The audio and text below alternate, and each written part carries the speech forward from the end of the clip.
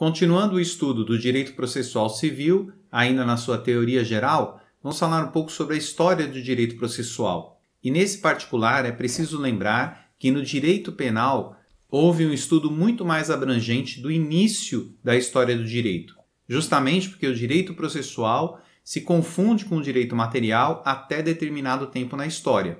No entanto, vamos fazer um apanhado geral apenas para relembrar. E nesse particular podemos dizer que a história do direito processual começa também no direito romano, onde nós sabemos houveram 3 fases distintas: a fase legis actionis, a per formulas e a cognitio extraordinária. A fase legis actionis vai do século 7 a.C.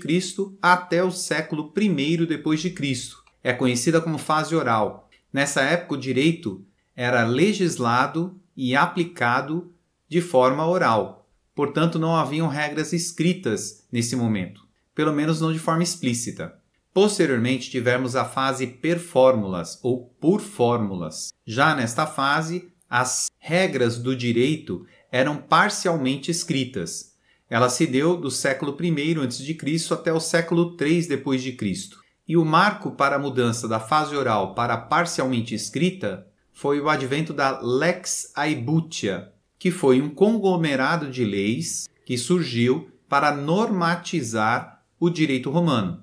Por fim, ainda no direito romano, temos a fase cognitio extraordinária. Nessa fase, o direito é eminentemente escrito e ela inicia no século III depois de Cristo, permanecendo até a queda de Roma. Nessa fase já é possível identificar algumas regras e princípios jurídicos que estão relacionadas à jurisdição e à formação da sentença.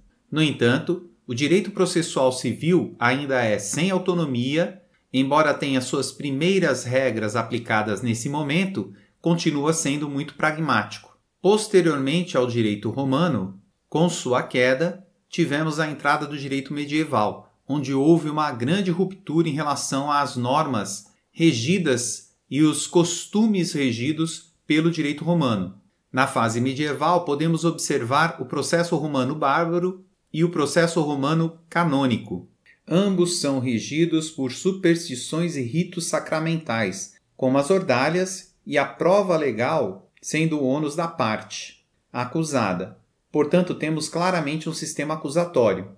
E quando falamos aqui de sistema acusatório, não podemos confundir com algumas ações que têm sido perpetradas pelo STF desde 2019, até a presente data, 2022. Falaremos mais abrangentemente sobre isso quando estudarmos o direito processual penal. Nesse período, o direito passou a ser místico, como foi falado, o ônus passa a ser do acusado, o processo civil ele não tem autonomia sobre o direito material, portanto, o direito material e o direito processual são estudados como um conjunto único e as sentenças são irrecorríveis. Nesse período, podemos observar 3 tipos de direitos sendo aplicados ao mesmo tempo durante um longo período da história. O direito germânico, bárbaro, que é advindo das nações que derrubaram o Império Romano. O direito canônico, eminentemente religioso, que é o direito utilizado até hoje pela Igreja Católica, e o direito romano, antigo, que foi usado subsidiariamente. Posteriormente, temos a fase civilista, ou o movimento civilismo, que perdurou até 1868. Ele também é conhecido como sincretismo, imanentismo ou praxismo.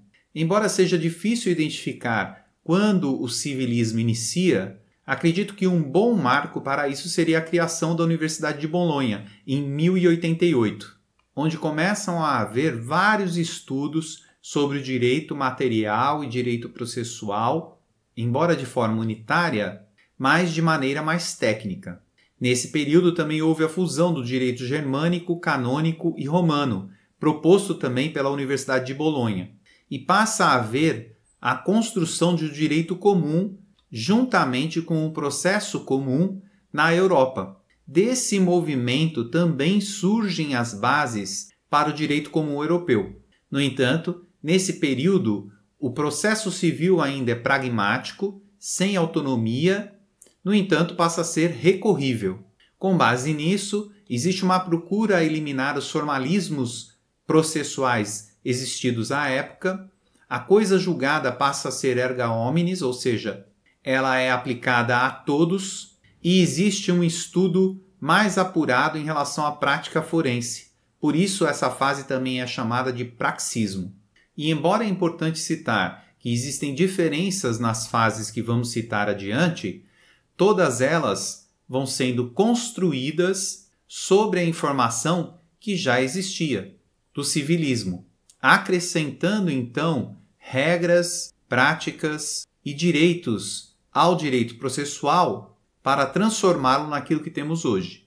Dessa forma, após o civilismo, em 1868, temos o início da fase teleológica, que perdura até o fim da Segunda Guerra Mundial. Essa fase também é chamada de fase processualista ou fase científica.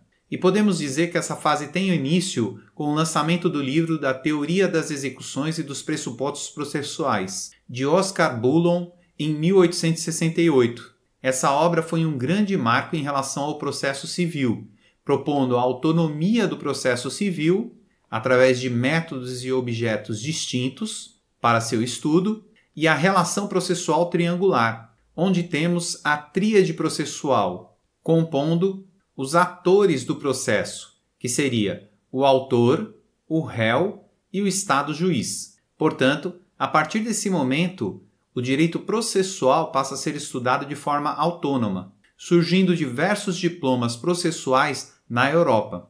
Posteriormente, temos a fase instrumentalista, ou também conhecida como fase teleológica ou fase de acesso à justiça. Ela se dá desde 1945 e tem sido construída desde então. Ela propõe mudanças significativas no processo, como, por exemplo, a aproximação do direito material em relação ao direito processual, gerando uma relação circular em relação ao direito material e direito processual. Assim, o direito processual realiza o direito material e não tem subordinação a este. Logo, o direito processual ele é instrumental. Na fase do instrumentalismo, também temos a universalização da tutela jurisdicional, com a aplicação dos direitos humanos e da proteção internacional em relação aos direitos internos. Ou seja, o juiz tem um duplo controle relacionado aos direitos humanos, que é o constitucional interno, associado ao convencional externo, ou internacional, que se dá por meio das convenções ratificadas pelo Brasil. No entanto, existem alguns fatores impeditivos relacionados a esse controle convencional ou internacional relacionado aos direitos humanos.